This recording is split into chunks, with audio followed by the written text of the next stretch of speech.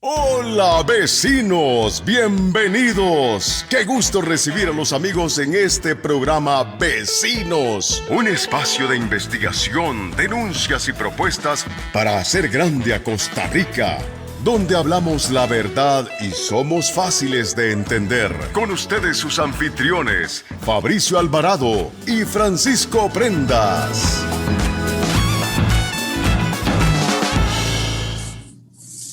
Saludos, ¿qué tal? ¿Cómo están mis queridos amigos vecinos? Un abrazo fuerte, grande y fraterno para todos ustedes en todo Costa Rica, más allá en Centroamérica, Latinoamérica y América entera, en Europa y hasta lo último de la tierra, donde tenemos amigos como Gabriela que nos escucha allá en Jerusalén, en Israel, ya a estas horas, altas horas de la noche. Pues para ella un abrazo fuerte y grande, al igual que para ustedes que están hoy en un día pues de sinsabores, ¿verdad? Agradecidos con Dios por sus misericordias, que son nuevas todos los días, por la fe que nos sostiene, la esperanza que nos permite ver hacia adelante con optimismo, pero también con la zozobra de un gobierno que no quiere escuchar, un gobierno que quiere dialogar solo con los que le conviene, un pueblo que quiere que se solucione toda esta problemática lo antes posible y sobre todo muchos, pero muchísimos sectores que están inconformes y una población que ya pegó el grito al cielo, porque definitivamente no solo se está haciendo mal, sino que se está haciendo con malas intenciones lo que está haciéndose en este país como una pésima administración del gobierno. Me acompaña esta mañana aquí en Vecinos don Fabricio Alvarado Muñoz y el diputado Jonathan Prendas Rodríguez, que va a estar con nosotros hoy analizando varias cosas. Don Fabricio, ¿qué tal? ¿Cómo está? Bienvenido. Un gusto saludarle, Francisco, un gusto saludar a todos los vecinos que ya se nos están empezando a sumar, como cada mañana a las 8 de la mañana ya están empezando a unirse a esta transmisión, un grupo importante de amigos, de vecinos, de gente preocupada por Costa Rica y de gente que quiere o que está cansada, digámoslo así, de escuchar en los medios de comunicación tradicionales la misma cantaleta, la misma, digámoslo así, la misma gente defendiendo al gobierno, los mismos periodistas alineados y poniéndose de alfombra para que el gobierno siga haciendo lo que quiere y pues cada vez son más y desde nuestro regreso el 30 de septiembre, Francisco, hemos hecho un balance y estamos muy satisfechos con la cantidad de personas, no solamente que ingresan a la transmisión de las 8 de la mañana, sino que también comparten la transmisión y además se unen en la repetición que tenemos a las 9:30 de la noche, que creo que solo 1 o 2 días no hemos podido hacer la repetición, pero prácticamente todos los días a las 9:30 de la noche tenemos la repetición tanto en Facebook como en YouTube. Así que contento de poder otra vez llegar hasta los hogares de muchísimos vecinos, pidiéndoles que comenten, que compartan la transmisión, que le hablen a otros y le digan: en Vecinos hay un espacio donde se están diciendo las cosas tal y como son. Así que bienvenidos a todos, muy buenos días y buenos días, por supuesto, a Jonathan, nuestro invitado el día de hoy, diputado Jonathan Prendas, que ha hecho, y hay que decirlo, ¿verdad? Porque de pronto hay gente que dice, bueno, lo invitan porque es diputado de Nueva República y porque es amigo. No es esa la razón. Realmente Jonathan ha hecho un trabajo de control político admirable y así lo han reconocido los costarricenses. Recuerde que en uno de los últimos estudios realizado por don Iván Barrantes y su equipo, que aquí él ha estado con nosotros también, el diputado Jonathan Prendas ha destacado como el mejor diputado de la actualidad de los 57 diputados, como el diputado de verdad de oposición, como uno de los diputados más fuertes en oposición, así como, por supuesto, también reconocemos el trabajo de oposición que han hecho los demás diputados de Nueva República, pero en el caso de Jonathan ha destacado su participación y su trabajo de control político, sus denuncias contra el gobierno, su trabajo en la comisión que investiga el tema de la UPAC, que por supuesto, aprovechando, me gustaría que ahora Jonathan nos mencione cómo va eso también, ¿verdad? Pero bueno, inicialmente le damos la bienvenida a don Jonathan y le agradecemos, por supuesto, sacar espacio para estar con nosotros el día de hoy. Francisco. Así es, don Jonathan, entremos en materia. Muy buenos días, ¿cómo le va? Muy buenos días, Francisco, Fabricio y a todo el vecindario que se encuentra en este momento en sintonía en todas las plataformas en las cuales se transmite el programa y, por supuesto, en los 2 horarios, en la mañana y en la repetición en la noche. Así es, muchísimas gracias. Anunciarles también a los queridos amigos en todo el país que pronto vamos a estar abriendo, estableciendo, permitiendo líneas de contacto y de acceso más directas con este espacio. Usted por el momento puede hacerlo a través de comentarios en nuestras redes sociales, en la red social de Vecinos CR, en la de Fabricio Alvarado, en la de Francisco J. Prendas. Así que ahí usted puede enviarnos sus comentarios, sus preguntas, sus observaciones. Pero hoy, sobre todo hoy, quisiera pedirle un favor a usted que está escuchando. Es un favor muy importante. Conocemos de mucha gente que quisiera entender qué es lo que está pasando, quisiera entender la parte económica, quisiera entender la parte política, quisiera entender la parte de corrupción y cómo analizar lo que está pasando en Costa Rica, porque quieren defenderla, quieren identificarse. Entonces, por favor, haga algo. Todos los que están escuchando, compartan la transmisión en sus redes sociales. Tomen el link de la transmisión y pásenla a través de WhatsApp a sus vecinos, a sus amigos, a sus familiares, en los grupos de amigos, del trabajo, de familia, en fin, donde usted sepa que hay gente que necesita entender qué es lo que está pasando en Costa Rica. Agarre el link del programa y envíelo a otras personas o compártalo, y que haya más gente que hoy entienda y abra los ojos a lo que está pasando. Don Jonathan, entremos en materia. Usted ha sido un hombre muy elocuente a la hora de señalar qué es lo que está pasando en Costa Rica. De hecho, hoy el periódico La Extra, el diario La Extra, le concede una parte de su portada señalando lo que usted ha hablado muy fuerte en contra del ministro de Seguridad, Michael Soto. Quisiera, por favor, que me haga un resumen de su trabajo últimamente, que ha sido mucho, que ha sido constante y que ha sido de señalar desde el inicio de su participación como diputado, señalar todo aquello que o se hace mal o se disimula para que no se sepa que se está haciendo mal en el gobierno, pero que usted descubre, investiga, señala y propone también. Y después entramos a la parte de propuestas. Claro que sí, compañeros. Lo que hay que dejar en claro primero es que este diputado de Nueva República no es que nos inventamos las denuncias. Nosotros escuchamos al pueblo y por eso es que traducimos, somos catalizadores de lo que el pueblo dice. Nosotros hacemos eco también en los medios de comunicación, en el plenario legislativo, se lo decimos al gobierno, previa obviamente una investigación muy profunda de cada denuncia, y con pruebas en la mano es que nosotros empezamos a hacer las denuncias correspondientes, porque hay que hablar en claro. Nosotros estamos en Nueva República muy determinados a demostrar que cada una de las situaciones en las que el PAC incurre en errores y hace pues las faltas a nivel jurídico, a nivel moral, a nivel social, pues se tienen que destapar. Esa es la primera instancia. La segunda instancia es que siempre que se le dice al PAC, usted está equivocado y usted está haciendo las cosas mal, ellos dicen, ups, fue un error. Y les voy a dar, y voy a empezar desde el final, que es lo que acaba de pasar en los medios de comunicación hace pocas horas, hacia atrás.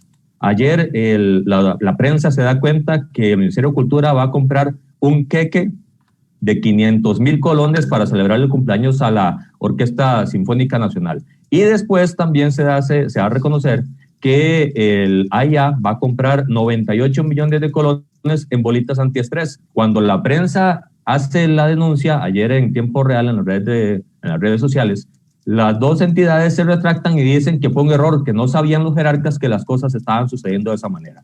Esa es la forma de operar del Partido de Acción Ciudadana. Siempre se lava las manos, siempre se quita la denuncia, el jerarca en este momento a cargo de la institución, y dicen, alguien lo está haciendo, y quién es ese alguien nunca se sabe, porque nunca hay ni amonestaciones, ni sanciones, menos despidos. La era del PAC es la era de la red de cuido, que ya lleva 6 años de la impunidad completa. Y ahora sí me voy a ir al principio de la gestión de este gobierno. Al principio de la gestión de este gobierno denunciamos la creación de un hueco fiscal.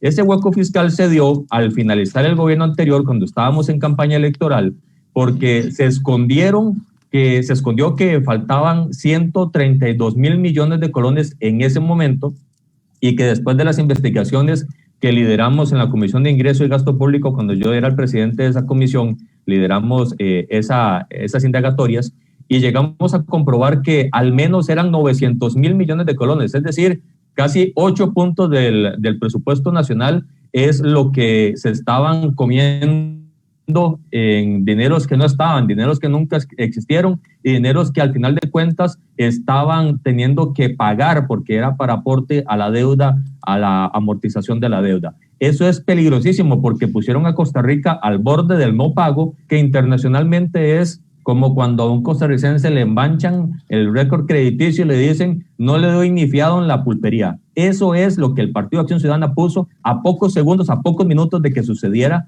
si no hubiese sido por la intervención de la Asamblea Legislativa que pues denunció también que en lugar de establecer un presupuesto extraordinario el gobierno para enmendar ya la torta que se habían hecho, pues lo que empiezan a hacer es pagan sin permiso de la Asamblea usando platas que no eran para eso y después dicen perdón, es que no sabía qué hacer. Una ministra de Hacienda y un gobierno que se pasaron por alto la Constitución, se pasaron por alto las leyes respectivas y nosotros también denunciamos que hicieron uso de platas incorrectas. Y todo ese hecho que lideró el gobierno de Luis Guillermo Solís, don Helio Fallas como vicepresidente y ministro de Hacienda y toda la cadena de mando en el gobierno anterior, escondiendo que faltaba plata, escondiendo que tenían que gastar más para que no impactara las elecciones nacionales que estaban en ese momento en disputa, y que estoy seguro que si hubiese trascendido otra historia, probablemente hubiera cantado el país. Estamos en una situación en la cual el gobierno evade la responsabilidad y por lo cual, por la intervención de la Asamblea Legislativa con la investigación liderada por Nueva República, es que se da una sanción a nivel de Contraloría General de la República, una sanción administrativa contra toda la cadena de mando del Ministerio de Hacienda, incluida la nueva ministra de esta administración, doña Rocío, que era la actual ministra y que también fue sancionada con meses y algunos hasta con años de no ejercicio de funciones públicas.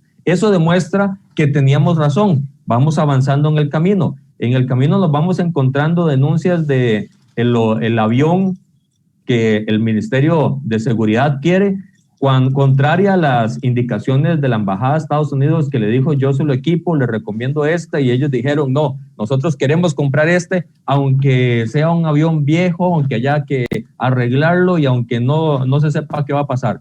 Pues lo compraron y ahora esos dos aviones, porque fueron dos en realidad, están en este momento prácticamente sin uso. Uno de ellos hace muchos meses por falta de repuestos y que evidencia que al final de cuentas era para hacer una compra que no era necesaria. Seguimos avanzando y nos encontramos denuncias por presunta corrupción en la asignación de las licitaciones en Caldera.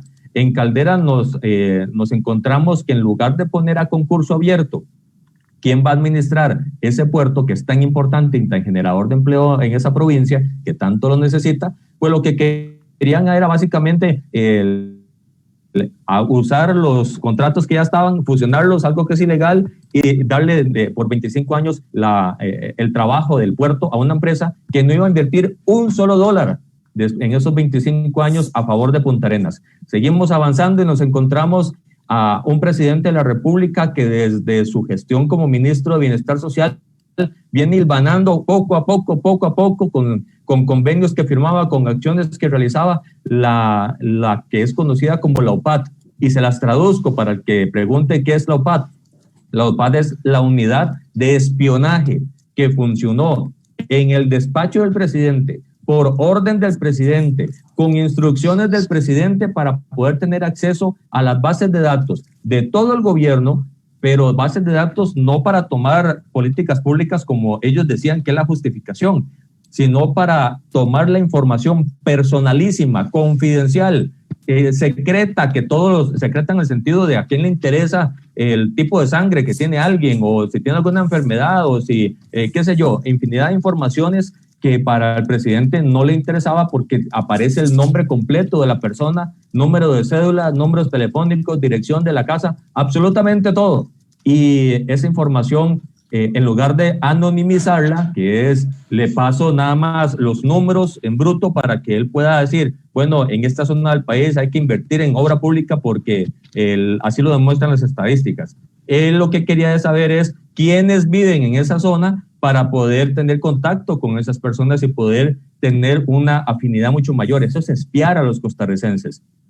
y eso lo denunciamos y estamos formando parte de la comisión investigadora que está llevando adelante ese tema. Estamos avanzando, estamos muy avanzados y estamos comprobando uno a uno que el decreto que firmó el presidente, el actual diputado y en ese momento ministro de la presidencia, Víctor Morales, y el viceministro de planificación, era ilegal y era inconstitucional, y todo lo que hicieron es totalmente irregular. Ahora, hay un detalle importante, en el camino hay cosas que lo mencionan, tiran la chinita, empiezan a ver el comportamiento, pero es que lo empiezan a buscar, como por ejemplo, excusarse en acciones o documentos que dice la OCDE, que la usan muy a conveniencia, muy a criterio discrecional, cambian y distorsionan lo que la organización dice y salen diciendo que el secreto bancario hay que eliminarlo. Tenemos que saber nosotros, el sacrosanto gobierno, ¿qué tiene Fabricio Alvarado? ¿Cuándo lo tiene? ¿Quién le deposita? ¿A quién le deposita? ¿En qué gasta?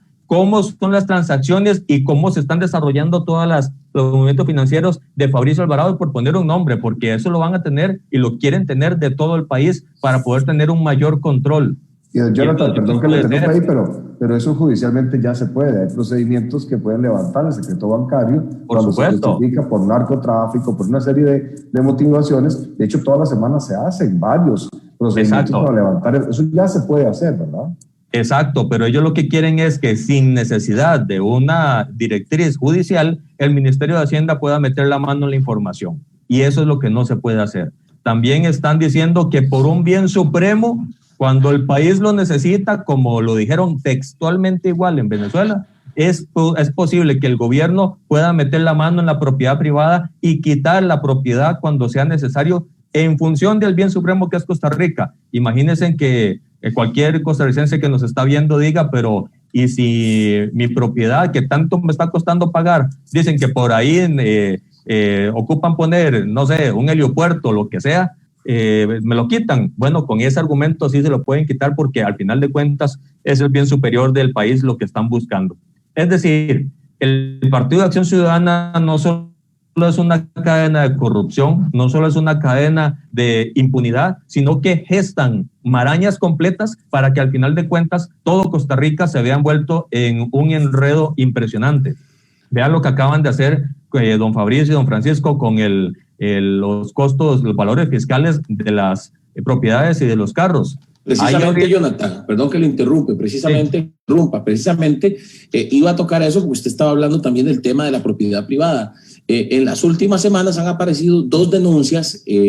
La segunda no la tengo tan clara como la primera, pero en ambos casos los medios de comunicación han salido a dar cuenta. La Extra en uno de los casos, el otro me parece que fue CR hoy, pero el primero, el que usted estaba a punto de mencionar, relacionado con el tema de la actualización de los valores fiscales de las propiedades, lo cual obviamente sería o vendría a convertirse en una carga mayor a la hora de pagar impuestos para los dueños de propiedades.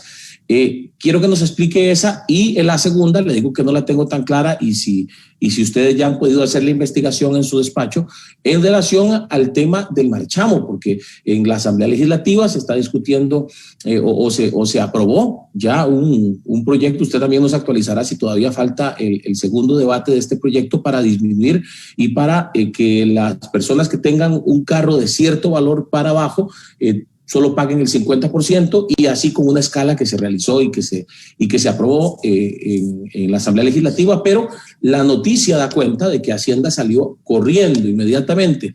Este proyecto se votó en la Asamblea Legislativa para también actualizar el valor de los vehículos, lo cual también entonces vendría a alterar el precio o lo que tendría que pagar cada dueño de vehículo a la hora de pagar el marchamo, ¿verdad? A ver, en esos 2 temas hay 2 versiones. La versión del gobierno que dice yo no fui, fue TT, y la versión política y pública que dice las cosas están sucediendo muy extrañamente. Y me explico.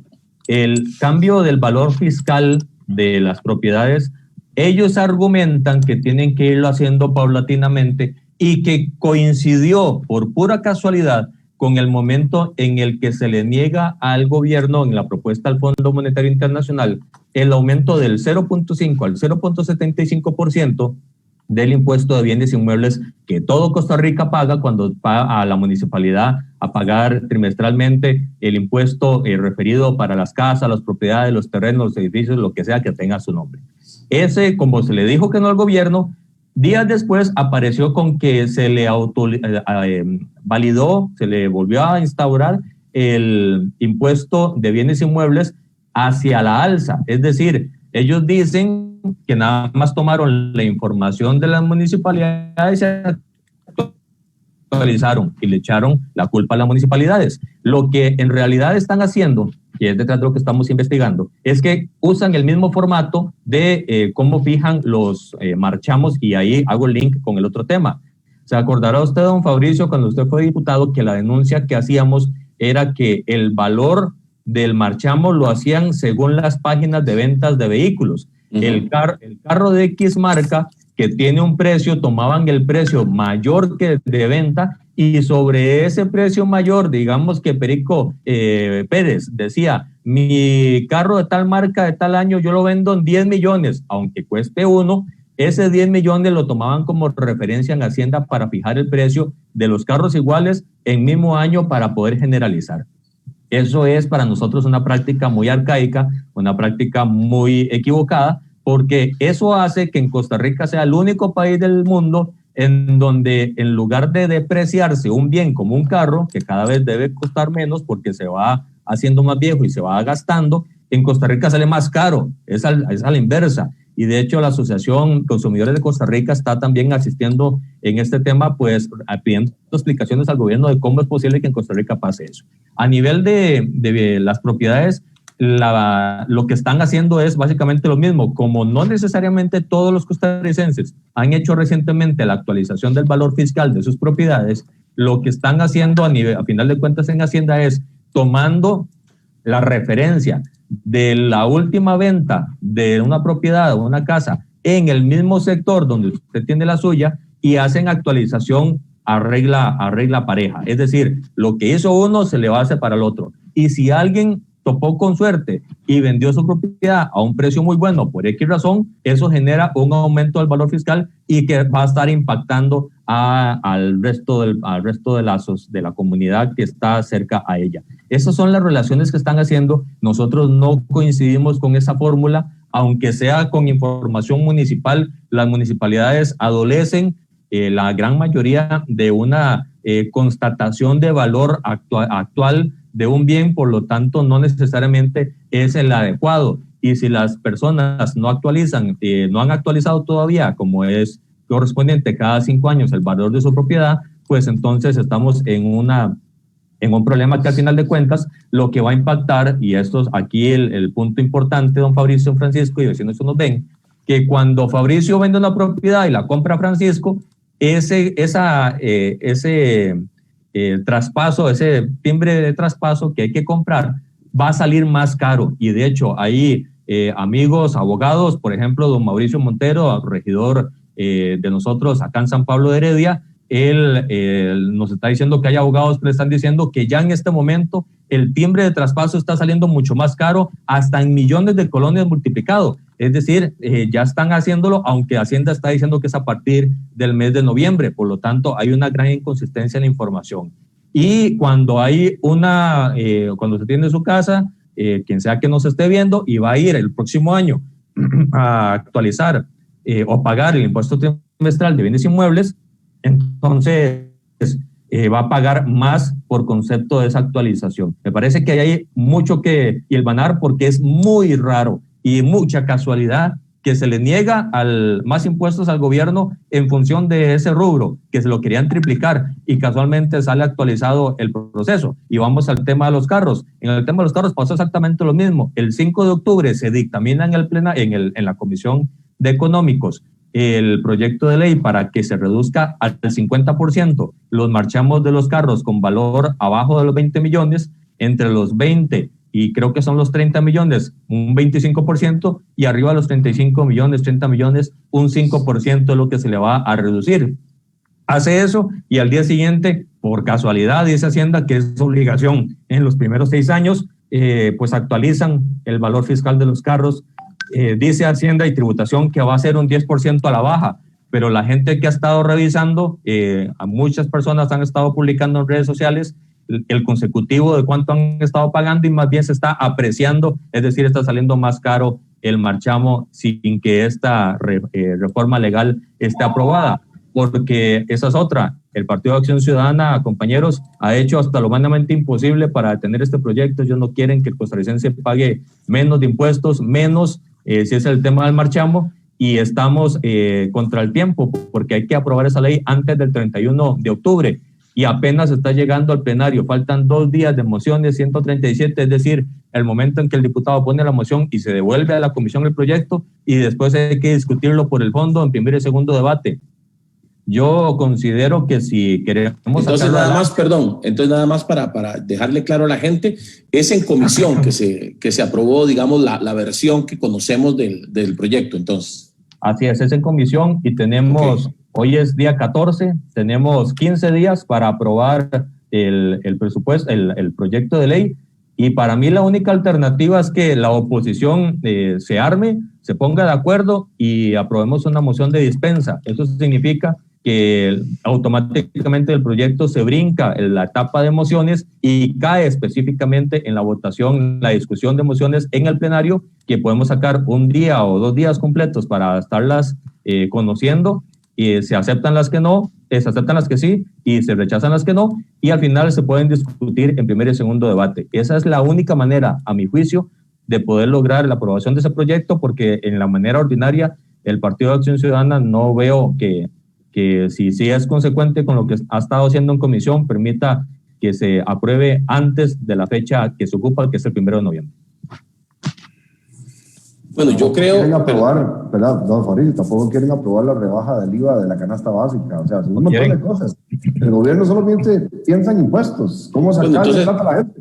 Sumemos 4 cosas que a mí me parecen sumamente graves en relación a lo de las propiedades, este tema de la actualización que se denuncia y que los costarricenses deberían despertarse y ponerse a averiguar en relación a sus propiedades cómo está la situación y denunciar si encuentran alguna irregularidad. Número 2, en relación al tema del marchamo, lo que se denuncia también para que también los costarricenses, perdón la expresión, pero nos despabilemos y nos pongamos detrás de cómo está la situación, a pesar de que, bueno, según lo que también vi en redes sociales, alguien denuncia que el Ministerio de Hacienda bloqueó la página donde uno puede averiguar precisamente el valor, en este caso, de los vehículos, ¿verdad? Porque la denuncia es, lo cual sería grave y sería el número 2 que menciono, que el gobierno corrió a actualizar los valores de los vehículos, ¿verdad? Lo cual afectaría, por supuesto, en el tema del marchamo. Perdón, Francisco, número 3. Número 3. ¿Qué fue lo que pasó? Eso fue un SAFIS. Ah, bueno, un error, sí. Número 3, el hecho de que los diputados del Partido Acción Ciudadana sean los que están bloqueando el avance de este proyecto para rebajar el marchamo, y eso tiene que saberlo la gente y tiene que contárselo a otros, porque después vienen a engañar, después vienen a polarizar, después vienen a confundir, después vienen a distraer. Algo inventan para distraer la atención de las personas, como lo han hecho a través de la pandemia, han usado la pandemia para distraer a las personas de todos estos actos de corrupción. Y número 4, el hecho de que también haya sido por mano del Partido Acción Ciudadana y del gobierno que se haya bloqueado también el proyecto y no se ha permitido avanzar en el proyecto que tiene relación con la canasta básica y con pues eliminar por lo menos temporalmente ese impuesto IVA a la canasta básica. Así es, de hecho ese último punto ha sido reiterada la denuncia en medios de comunicación ante nuestro reclamo en Nueva República.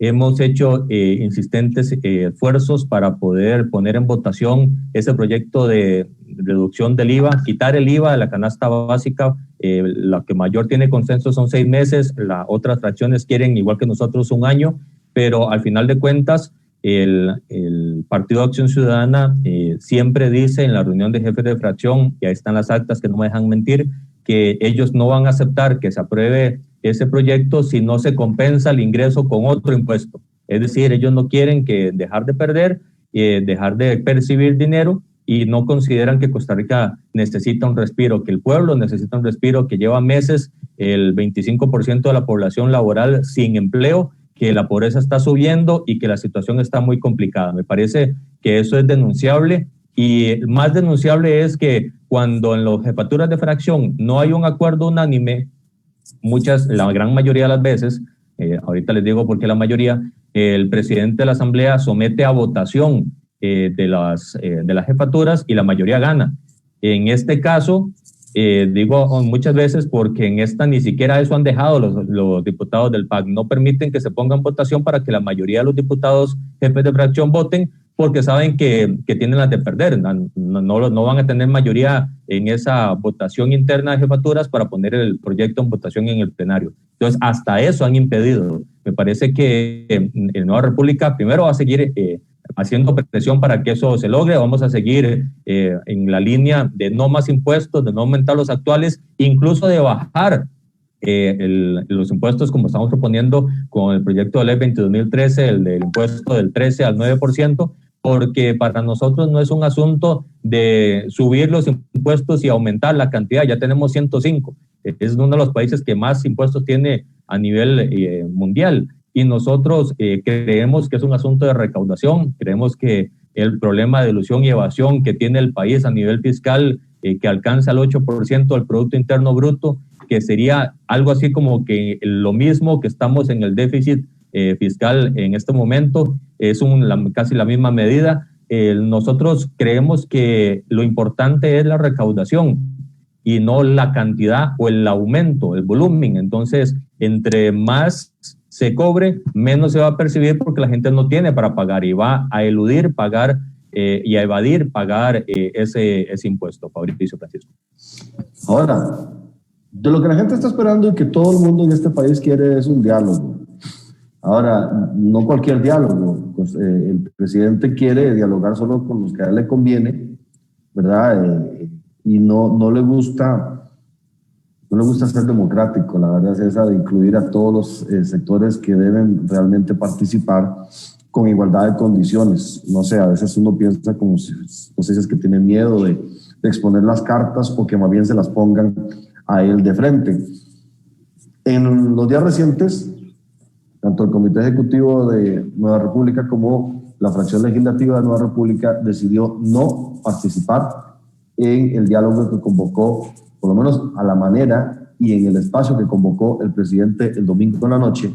Usted, don Jonathan, como diputado, representó al partido y a los diputados el lunes a primera hora en Casa Presidencial.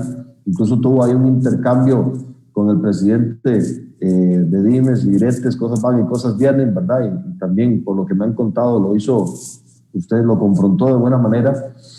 Pero quisiera que nos explique los argumentos y que le explique a la gente los argumentos de por qué no se quiere participar en este diálogo que convoca el presidente, pero sí en otros diálogos. Por ejemplo, ahí está la asamblea del Banco Popular, que ha tomado mucha fuerza en los últimos días sobre un espacio que podría ser más válido. Pero explícanos usted mejor, por favor.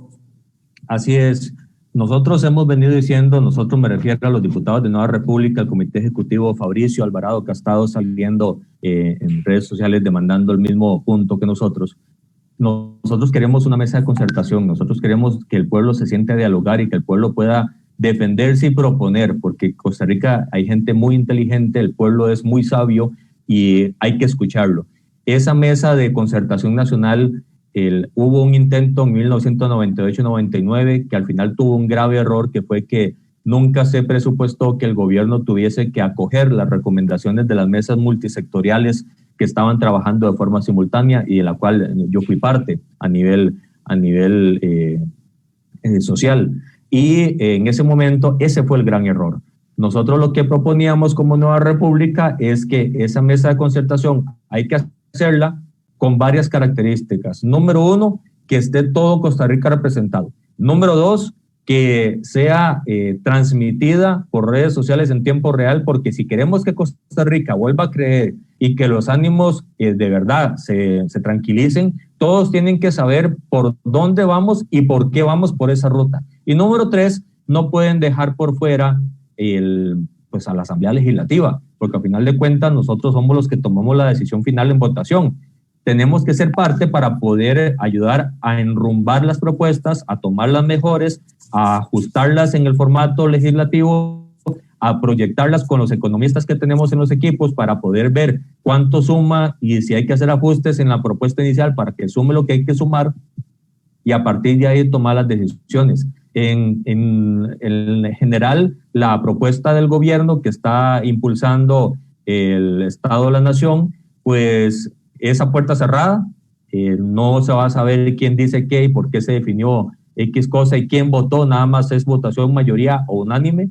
Los diputados vamos a estar estarían en una mesa, una sala junta, simplemente comiendo palomitas y viendo cómo se desarrollan las negociaciones sin poder participar activamente, aunque sí se podría llamar a algún miembro de la mesa para hacer alguna observación, pero eso es manejar a control remoto y eso no es la mejor metodología posible. Y lo más grave para nosotros, ahí no está la Defensoría de los Habitantes, ahí no está la Cámara de Turismo, que es el que mueve la gran porcentaje de producción nacional, no está la Cámara de Pymes, que es el que tiene el 90% de la producción nacional, no está la Cámara de Construcción, que es el que desarrolla el país, no están los pescadores, que tanto espacio han tenido, y ahí puedo hacer una lista inmensamente grande, y la representación es totalmente desbalanceada la que están proponiendo.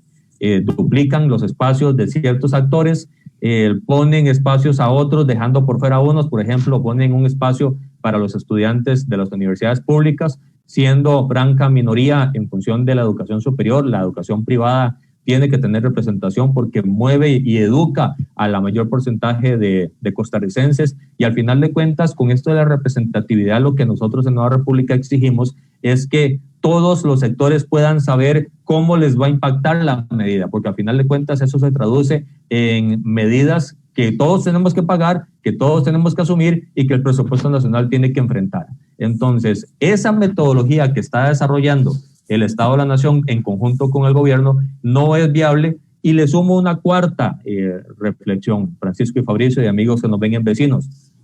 Lo que quieren, las metas que tienen es reducir el déficit primario, del déficit de la cuenta corriente, en un 2.5%. No dicen cuánto tiempo, y eso no se cuantifica en cuánta plata es en ese documento. Y tiene que aumentarse el ingreso o la parte productiva en un 8% del PIB, que tampoco se dice en cuánto tiempo y tampoco se dice cuánto significa esa plata. Y al final dice el presidente de la República, como lo más tranquilo del mundo: si ustedes, sector social, que les estoy dando la oportunidad de hablar, en 4 semanas no se ponen de acuerdo, ya sea para ninguna decisión o las que tomen, no alcanzan esos 2 rubros en los tiempos que nosotros decimos, que insisto, no dicen de previo cuál es ese tiempo, entonces les digo muchas gracias, muy bonito, vayan para su casa, que ahora soy yo el que voy a decidir porque ustedes no pudieron. Entonces es totalmente una trampa. Esto literalmente es una trampa, es una cortina de humo, es ganar tiempo, porque al final de cuentas los participantes de la mesa están inclinados hacia un sector, van a las decisiones, no se sabe si van a ser objetivas o simplemente para a mí no me toquelos a ellos, y ellos como no están salados, la metodología no se sabe cuánto va a significar, después tendría que cuantificarse. Después el gobierno nos pasa a la Asamblea Legislativa la propuesta en blanco y negro, y nosotros tenemos que asumirlo y simplemente tramitarlo, porque usted sabe que esa mesa de diálogo se ponga de acuerdo por X, Y o Z razón, en mayoría, no necesariamente unánime, y que la Asamblea Legislativa, por viabilidad, por coherencia con la información que tenemos en la Asamblea y que nos pueden hacer llegar entes expertos de si toman esa decisión va a ocasionar este efecto en cadena y no se puede hacer. Usted sabe, la Asamblea Legislativa diciéndoles que no a esa mesa de diálogo o al gobierno que dice estoy de acuerdo con lo que ellos decidieron. Al final de cuentas, por eso es que nosotros decimos hay que formar parte. Si nosotros formamos parte y al final de cuentas hay una decisión, pues ya la información se dio y todos estamos en la mesa y todos hablamos y es transparente. Pero el gobierno no quiere eso. El gobierno quiere que al final de cuentas 4 semanas ellos están jugando con que ya el primer plazo para ir al Fondo Monetario se está venciendo, el 20 de octubre se vence para ponerse de acuerdo con el fondo, sería hasta el mes de marzo que hay una nueva ventana, porque es cuando se vuelve a reunir el directorio del Fondo Monetario Internacional. Por lo tanto, es en los próximos meses, donde habría el chance para poder negociar algo con el Fondo Monetario Internacional. Dinero que es importante destacar, es equivalente, don Fabricio, y usted lo ha mencionado muy claramente con las propuestas de Nueva República, esos 1.750 millones, que es el nudo del problema a nivel de este momento, el préstamo del Fondo Monetario.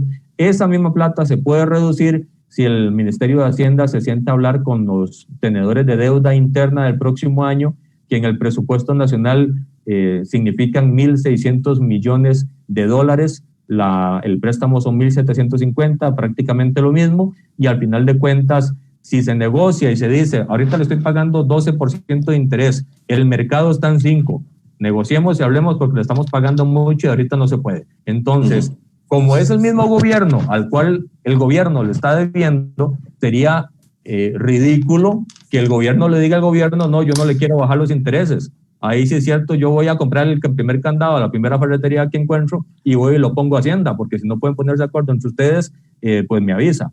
Y yo creo, Jonathan, perdón que te interrumpa con esto, pero me parece que es algo que, tomando en cuenta la cantidad de tiempo que tenemos en esto, más de 6 meses en esta situación, yo creo que ya vamos para 7, 8 meses en esta situación, es algo que el Ministerio de Hacienda debió haber hecho desde hace rato, así como pues prácticamente toda la ciudadanía ha tenido que hacerlo en su cotidianidad, ir a negociar con los bancos por sus hipotecas, ir a negociar con los dueños de propiedades que alquilan, y pues no lo ha hecho el gobierno en todos estos meses, y estamos ya más bien, digámoslo así, con el tiempo corto, estamos con el tiempo limitado, porque ya para el mes de noviembre se estaría aprobando el presupuesto nacional del año 2021, y si esto no se hace antes del presupuesto, entonces después, y si se hace después va a ser una complicación, porque hay que presentar un presupuesto extraordinario para rebajarlo, y ya con los ahorros del último préstamo del Fondo Monetario Internacional, ya los del PAC intentaron meternos ahí un 10 con hueco y agarrar ese dinero del ahorro para utilizarlo para otras cosas. Nada raro que intenten hacerlo otra vez. Entonces, me parece que es clave lo que usted está diciendo, Jonathan, porque además del monto que representaría, que se acerca mucho al préstamo que le quieren pedir al Fondo Monetario Internacional, es evidente que no ha habido voluntad de parte del gobierno, no ha habido voluntad de parte del Ministerio de Hacienda, porque eso en la situación en la que estamos no es hoy. Tenemos meses de estar en esta situación desde que inició la pandemia del COVID-19 y no ha habido, me parece a mí, intentos de parte del gobierno por renegociar esa deuda interna, ¿verdad? Así es, totalmente. Hasta que lo pusimos sobre la mesa habían dicho que no sabían y no se acordaban que eso podía ser, que esa era una alternativa. Ahora les estamos diciendo que antes de que se apruebe en el plenario legislativo el presupuesto tienen que aprobarla, como usted dice, don Fabricio, porque ya lo que nosotros hacemos es una autorización para un punto máximo de gasto. Si después se ponen de acuerdo con los tenedores de deuda el próximo año, es decir, con ellos mismos, ya una vez aprobado, ya esa autorización está dada por la Asamblea. Y esa diferencia de plata, esos 1.600 millones que podríamos estarnos ahorrando, que es el 9% del presupuesto, lo que estaría sucediendo es que hay dos alternativas. Presentan un presupuesto extraordinario para quitarlo del presupuesto a nivel general, con lo cual estamos bien, pero no creo que lo hagan porque, como usted dice, ya acaban de hacer lo contrario, que es la segunda alternativa. Presentan un presupuesto y dicen, ay, es que no me alcanza la plata, como están diciendo ahora, para los aguinaldos del Ministerio de Educación, cuando fueron ellos los que no presupuestaron los aguinaldos del Ministerio de Educación en el presupuesto del año pasado. Y solo ellos tienen la manera de saberlo porque son los que desarrollan en letra menuda el presupuesto nacional. Entonces, en este momento, nosotros estamos exigiendo de que eso se haga antes de, porque después no vamos a estar poniéndonos en discusiones de para qué vamos a usar esa plata, porque el PAC siempre va a tener en qué gastarla, siempre se inventan algo. Y otro detalle es el tema de los alquileres. Si sumamos todos los alquileres que paga el gobierno al año a personas privadas, suman 600 millones de dólares, don Fabricio, don Francisco y vecinos. Eso en este momento, digamos que no sería el problema, porque en algún lado tiene que trabajar el funcionario público. El problema es que en el sector privado, cuando hay un inquilino, el inquilino le toca la puerta al casero y le dice, el COVID me rebajó, me quitó los ingresos, me dejaron de pagar, perdí el trabajo. pongámonos de acuerdo porque ni usted quiere que yo me vaya, ni yo quiero irme. Y lo que hacen es reducir el alquiler de edificios, de casas, de terrenos a un 50%, por ejemplo. Ahí se ponen de acuerdo y dicen, eso me lo paga al final o me lo va pagando repartido durante los siguientes meses cuando todo se componga y todo el mundo está feliz. Pero en el sector público, que está muy impactado, que según estimaciones ya suma más de 1.000 millones de colones, el hueco que tenemos en este momento a nivel fiscal por falta de impuestos, porque todo está cerrado en Costa Rica y nadie está generando, también por decisión del gobierno, por cierto, consultado o no a nivel salud, pero fue una decisión de gobierno. Entonces, ese faltante de dinero puede ser y puede significar que Costa Rica, que el gobierno vaya a los dueños de los edificios donde están hospedadas las oficinas de todas las instituciones y le diga, vea, se lo voy a dibujar así, no tengo ingresos y no tengo con qué pagarle, necesito que renegociemos el contrato del próximo año y después nos ponemos al corriente con lo que usted y yo nos estamos poniendo de acuerdo porque justo ya lo habíamos pactado. Ese acto el gobierno, el Ministerio de Hacienda no lo hizo y no fue hasta la presión de Nueva República que hemos insistido mucho dando números de cuánto están pagando. Por ejemplo, el Ministerio de Educación el MOP está pagando 54 millones, Hacienda está pagando 18 millones de dólares. Y así toda la lista de ministerios lo tenemos y lo vamos a hacer público cuando ustedes quieran, ya lo hemos hecho. Pero si el gobierno no toca la puerta y no se pone de acuerdo, nunca van a rebajar esa plata y los dueños de esos edificios nunca van a sentir la crisis, pero ni por asomo. Deberían de estarse pagando en lugar de 600 millones, 300 millones por una reducción del 50%. Y esa diferencia ponerla durante los años siguientes repartido para poder oxigenar y cumplir con el acuerdo que originalmente fue firmado. No es que no se les va a pagar, es que se les tiene que pagar después cuando ya todo esté normal porque ahorita no hay plata y el gobierno tampoco lo quiere hacer. ¿Cuál es el problema? Si eso lo hacen después de aprobado el presupuesto nacional, otra vez caemos en la encrucijada de que ya les habíamos autorizado cierta cantidad de plata que no podemos decirles que no porque hay un gasto obligatorio que hacer. Y si después se ponen de acuerdo, van a querer usar esa plata para otros fines de gasto corriente, que son, por ejemplo, sinónimo de los 98 millones de colones de las bolitas de antiestrés de la IA o los 500 millones de colones en queques para celebrar el cumpleaños de alguna institución, compañeros. Sí, yo creo, Fabricio, nada más para aportar aquí que hoy ya están confirmados bloqueos en Brasilia, en el Ceibo, en la Ruta 2, en el Brujo, en Paso Canoas, en Ciudad Neyli, en el cruce de Santa Lucía en Upala, en la Ruta 34 Puente de Paquita y en la Ruta 243 Dominical San Isidro. Y también para las 10 de la mañana empieza el bloqueo más grande porque sindicatos, incluido APSE, están convocando a 2 grupos que van hacia el aeropuerto a bloquear ahí en una manifestación en las inmediaciones del aeropuerto. Un grupo sale desde Alajuela por la Radial y otro desde la Sabana por la General Cañas. Así está el país hoy.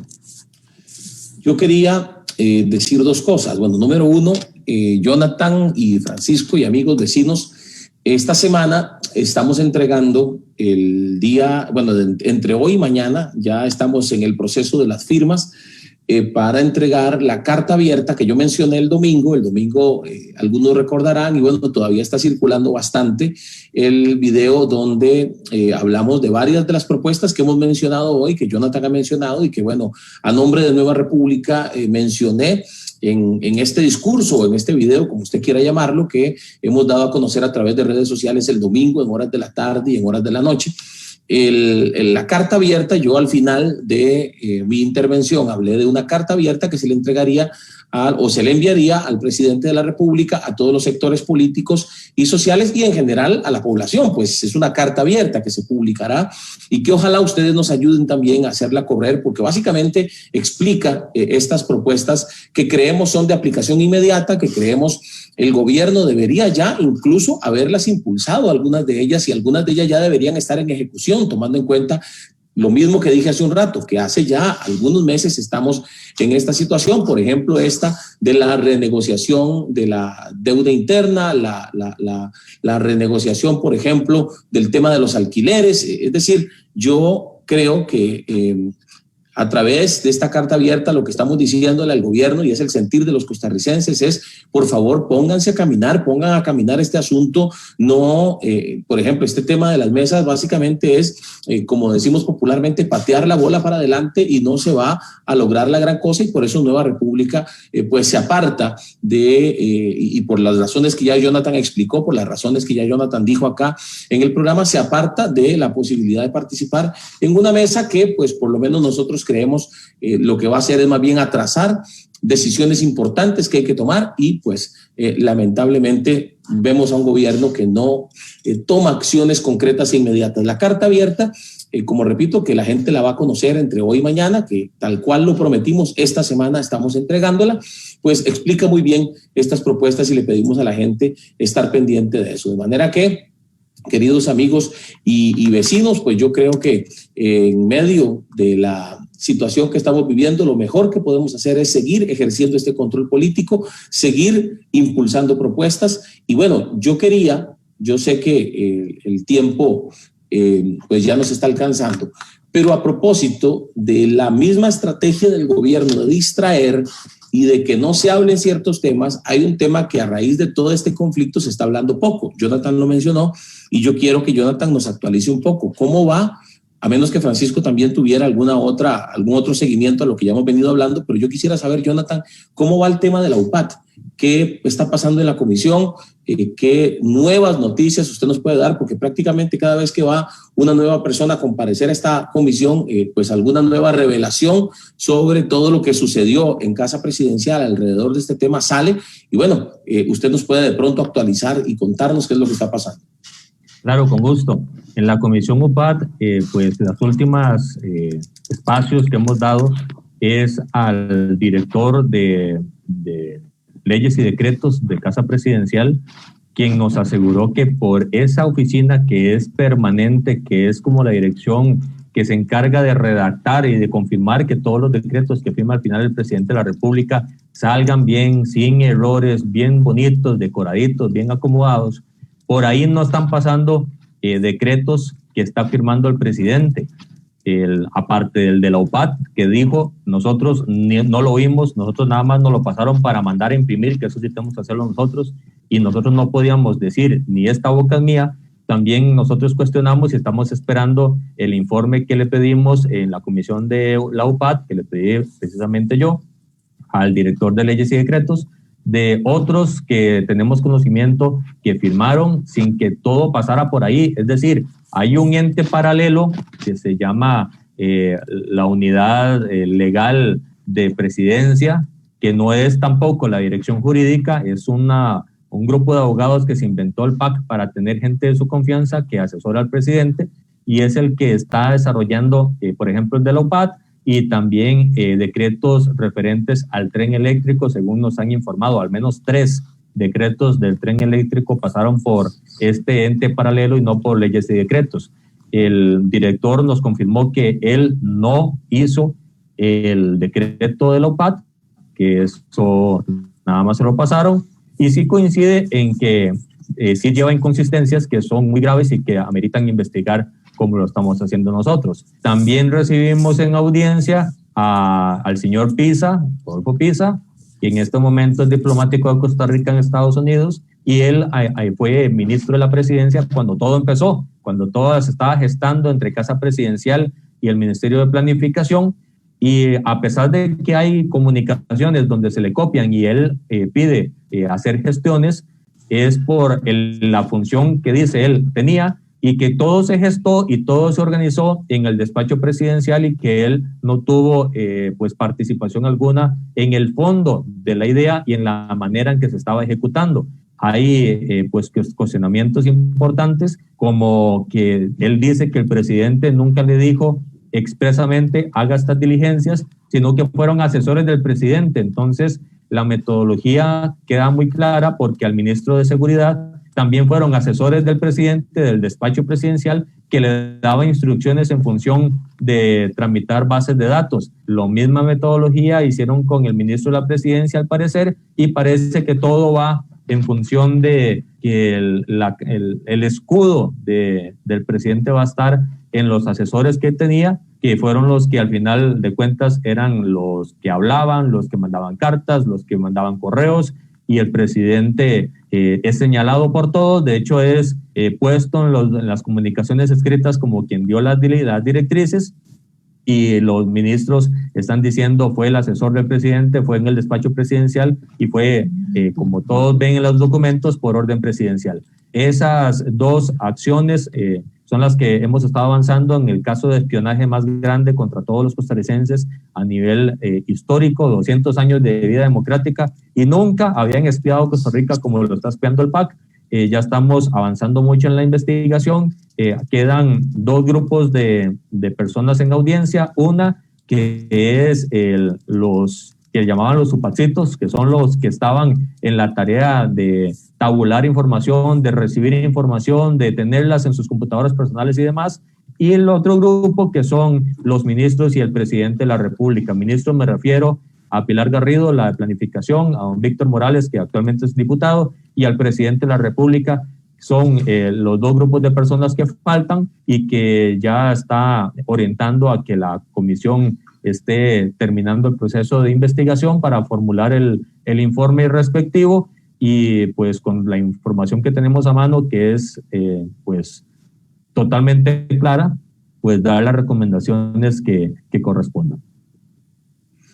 Bueno, don Fabricio, yo creo que hoy ha sido uno de esos programas, como toda esta semana, muy reveladores, ¿verdad? La gente que está siguiendo las transmisiones, yo creo que cada día acumula más información verdadera, y yo espero que todos los días, a partir de ahora, sigan tomando mejores decisiones.